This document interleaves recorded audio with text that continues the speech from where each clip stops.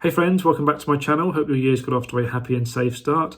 January for me has been pretty quiet and relaxed, which is perfectly normal after Christmas anyway, when there's not so much going on, but also because of the Omicron variant doing the rounds, of course, and infecting a few people who I actually know. It's been best to be a bit safe and cautious about it, really. Even with booster vaccines, it's not a very pleasant thing to get at all by all accounts, so I'm just doing my best to swerve it for as long as I can. It'll get me eventually, I'm sure, but touch wood, I haven't had it so far, which is good. I haven't been to any theatre shows or museum exhibitions or anything like that this month, partly because of that and partly because there hasn't been anything that's got my attention that I need to get to urgently, but I'm not worried about that. My calendar is already filling up with stuff like that for the months ahead. But this month I have been going out for a nice lot of walks, which is good, by the Thames and in other parts of central London. There are some photos on my Instagram if you follow me there. But apart from that, the only things I have to mention in this favourites post this month are entertainment related in terms of things I've watched on TV and online, basically. So it's going to be relatively short, and I apologise for that, but I hope you find it interesting anyway. Usual caveats apply. None of this is sponsored or gifted. All opinions on my own, all that jazz. So yeah, that's all I need to say by way of an introduction, really. So let's just crack on with it, and I hope you enjoy it.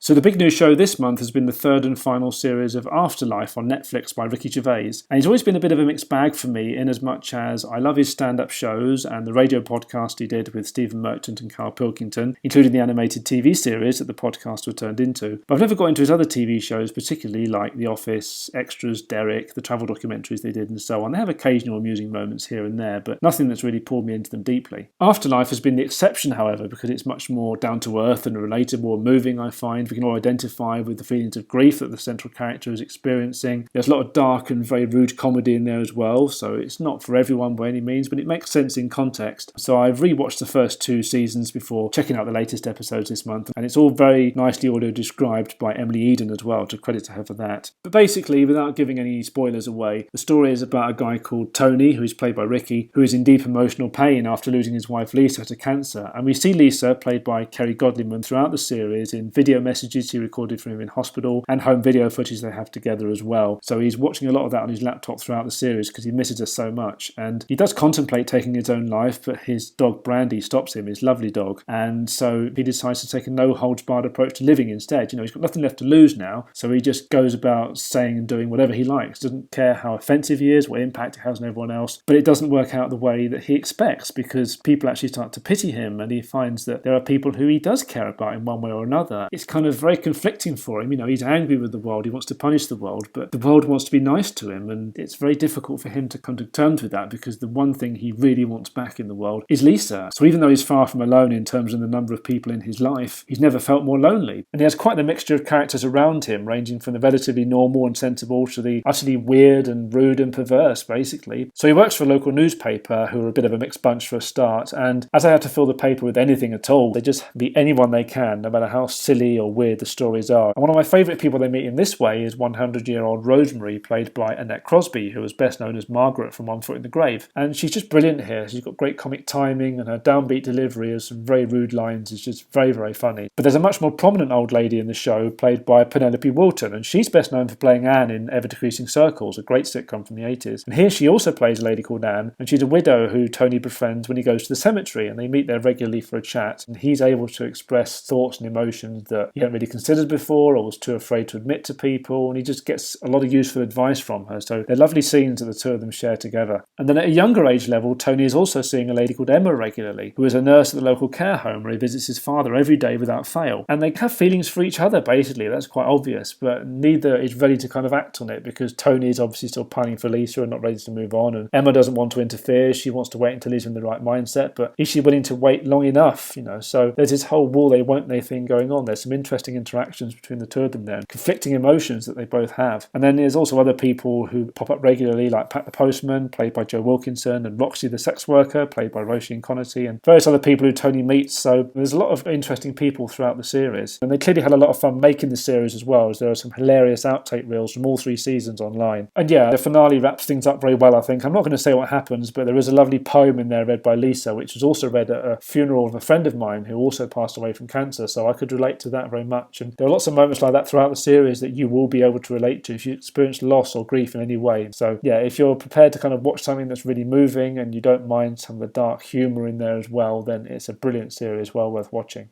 So then moving on to other things that I don't have quite so much to say about, and I'll start with Apple TV Plus because I got a free trial of that on offer with my new iPhone 13 that I bought last year, which I'm still very happy with, I must say. So I activated that trial this month and have been dipping into various shows on Apple TV to see what's on offer, to try them out. And ultimately, there's a fairly limited range of Apple's original content, really, and there's nothing there to tempt me to take out a full subscription. I've got more than enough on my watch list on streaming services I'm already a member of that interest me. I don't need to take out another subscription somewhere else. But nevertheless, it's been nice to have a little look through it, and full credit to them for having audio description on everything that I watched as well. So I won't mention everything I looked at, but in terms of favourite things, I loved watching some of their nature documentaries they have, which are beautifully filmed, such as The Year Earth Changed, where David Attenborough shows us how animals reacted to the absence of humans in lockdown in often surprising and fascinating ways. There's Tiny World, where we get to have a look at the really small creatures on the planet, taking us into a very hidden world in that respect. Paul Rudd narrates that. And then there's Earth at Night in Colour, where they use advanced camera technology to show us animal behaviour at night in a whole new light. Literally, it brings it up as if it was daytime. It's brilliant to watch that. It really opens up another new world that we would never have otherwise seen before. And that's narrated by Tom Hiddleston. And then another nice documentary they've got on there is called Becoming You, which is a very cute series narrated by Olivia Colman, giving us an insight into how children develop in the first 5 years of their life and everything that their brains and their bodies have got to do as they grow up. So that's quite interesting. And then, of course, I have to mention the fact that they've got Fraggle Rock on there because I used to love that as a kid. It was a brilliant children's show with Muppets and music and humour and everything. I'm not going to watch it all now because I'm too old for it, but I did watch a little bit of the first series just for a bit of a nostalgia kick because it was fun. And it's not an Apple show originally, of course, but they've put it on the service because they've now just launched a reboot called Back to the Rocks. They're bringing it back for a whole new generation, and that's after they did some shorts last year called Rock On. So there's clearly an appetite to bring it back, and hopefully the new younger generation will enjoy it, and some of the parents who used to enjoy it when they were kids can now introduce their children to it. So yeah, fair play to them for bringing that back. It was a classic show. So they're moving away from Apple TV, but to another nature documentary presented by David Attenborough, and the BBC's latest in their long line of excellent nature documentaries is The Green Planet. And this is a look at the lives of plants around the world, which they filmed using high-definition time-lapse photography over several months and years, and by doing so it makes the plants come alive on screen in front of your eyes, condensing stuff that takes a long time into just a few seconds of footage, and you can really see then how they grow and the methods they use to survive and defend themselves and reproduce and everything, the different strategies they have to use in different environments around the world, and how they interact with animals and human beings and everything. And it's really fascinating and eye-opening to watch. It's really interesting. So then moving on to drama stuff, and this month I bought the Blu-ray Steelbook edition of Doctor Who Series 13, otherwise known as Flux, to add that to my collection. I enjoyed that back in November and said quite a bit about it then, so I don't need to say much here. But there's quite a few extra features on there, including a commentary, and there's also various featurettes about different characters and the story and things, and a nice video diary by John Bishop and stuff. Nothing as insightful as the old confidential days we used to have in the earlier series, but nevertheless it's nice that they make the effort to put stuff on there, and there's still audio navigation and audio description on there as well, which is fantastic. And then over on Netflix I enjoyed a horror film called Countdown, which is about a mobile phone app that tells you when you're going to die, and some of the characters in the film don't have very long at all, so it shows you what happens as their final moments approach, and as others realise that their final moments are also heading towards them, how they try and avoid it and everything. And it's good fun, there's a good pace to it and everything, so yeah, I enjoyed that. So then moving on to stand-up comedy next, and as he's appearing on the next series of Taskmaster this year, I thought I would check out Chris Ramsey at long last this month. I've seen him in little bits and pieces on TV before, but I've never watched any of his full stand-up shows, and he's been one of those comedians on my list that I wanted to check out for a while, and I've enjoyed watching him. His observations and his experiences are very funny, and he's very good at weaving things together, so things come together at the end of the show for a satisfying payoff and everything. So I've enjoyed watching various shows by him. First I saw his 2019 special Approval Needed on Amazon, where he talks about caravans, underpants, sex education and seagulls, among other bits and pieces. Then on his YouTube channel he's generously uploaded his 2017 show Is That Chris Ramsey, free of charge, including routines about oranges, Netflix, privacy in the toilet and being wrongfully arrested by armed police, stuff like that. And on the strength of all that I bought the DVD of his 2015 special All Growed Up, where he talks about games and pranks in his childhood and how you know you've become an adult and everything. And the DVD also includes a special bonus performance of his original 2011 show called Affirmation, which was nominated for a comedy award, and it centres around a few round-robin Christmas letters he got from a couple he didn't know for a few years in a row, along with mentions of social media, family holidays and shop robbery and what it's like to eat out alone on tour and stuff. So again, that's another nicely constructed show, all comes together nicely at the end, especially with the letters he's reading out. There's a nice payoff at the end of the show to those. So yeah, I enjoyed watching all of those shows. And then in addition to all that, I also watched a show by Ed Gamble called Blood Sugar, which is from 2019, and he tells stories about being in a metal band and getting a massage, having diabetes, sponsoring a guide dog puppy, and his father getting a cat and other bits and pieces. And he's also going to be back on Taskmaster again soon, soon because he makes a return appearance for the upcoming Champion of Champions special. So that'll be interesting to see, and he also runs the podcast for the show as well. And then another show I enjoyed was by Nina Conti called In Your Face, and Nina Conti is a brilliant ventriloquist who has her pal Monkey with her, but she also gets the audience up on stage and puts special masks on them to make them say whatever she wants, and it's really, really funny the way she does that. I always find her shows really amusing. And this particular show of hers is from the second season of Soho Theatre Live, which is a collection of exclusive gigs filmed at the venue in London by several well-known comedians. There's some big names in there, so I've had a look through all the different episodes, most of which I didn't get into hugely. I didn't watch them all in full, but other people I liked included Rhys James and Desiree Birch. But Nina's by far my favourite of the batch. And I also saw Nina's documentary Her Master's Voice on Amazon, which is a nice little film where she pays tribute to her mentor and lover Ken Campbell, from whom she inherited all of the dummies he'd used for his ventriloquism. And Nina has this conflict as to whether she should continue being a ventriloquist or not. So it's quite a nice documentary to watch if you're a fan of Nina's or you just want to find out more about ventriloquism in general. It's quite interesting. And then in terms of other comedy, Mum and I have started watching the DVD box sets of Morecambe and Wise that I bought last year. I'm not going to mention these every month because we've got loads to get through, but I will say that we've started on the earliest show in the ITV box set called Two of a Kind. You know, it's better than we thought it would be, really. You know, it's still early days for the duo. They're not at their best necessarily yet, but they're still quite amusing, and they've got some nice musical guests on there as well, including some nice jazz bands and some nice singers as well. So yeah, it's interesting to watch that, and we're looking forward to seeing more of those. And then over on TV, I'm delighted that QI have finally started showing the extended XL episodes of their S series. I've been waiting for those for ages. And I'm also enjoying the new series of 8 out of 10 Cats Does Countdown, Would I Lie to You, and The Last Leg as usual. And I've seen all the episodes of Whose Lines It Anyway from the USA, hosted by Aisha Tyler, that have been shown on Dave. They've finally caught up with all of those. And then on the radio, Mum and I have been listening to The Unbelievable Truth, the new series of that as usual. And then lastly, on the music front, there's not a lot to mention this month at all, but I did see the National Lottery's Big Night of Musicals, hosted by Jason Manford, and that was a wonderful mixture of different stars and different songs from different shows, including Back to the Future, The Lion King, Beauty and the Beast, Dear Evan Hansen, Bad Out of Hell, The Waitress, Get Up, Stand Up, the Bob Marley musical, and so on and so forth. So many great songs in there. And of course, Bad Out of Hell is significant now this month because we lost Meatloaf, very sadly. And there are also segments about how important theatre is to disabled people and other people in all sorts of walks of life. So yeah, it was a great show that. It was nice and uplifting. And then finally, on the obligatory Queen-related note that I like to try and squeeze in every month if I can, I saw an episode of a BBC children's show called And in the Band called Planet Rock, purely because Brian May was making a guest appearance as the godfather of rock, and he did a good job there. He was a good sport, it was good fun, and he played a cool song with the cast, so well done to him for that. It's great that rock music is being promoted to the young generation like that.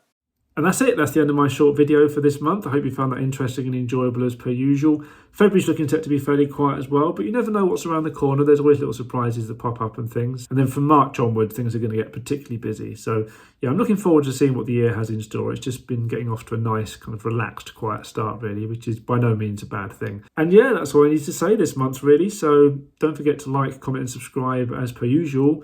Thank you very much for watching, as always, and I will see you for another video very soon. Bye for now.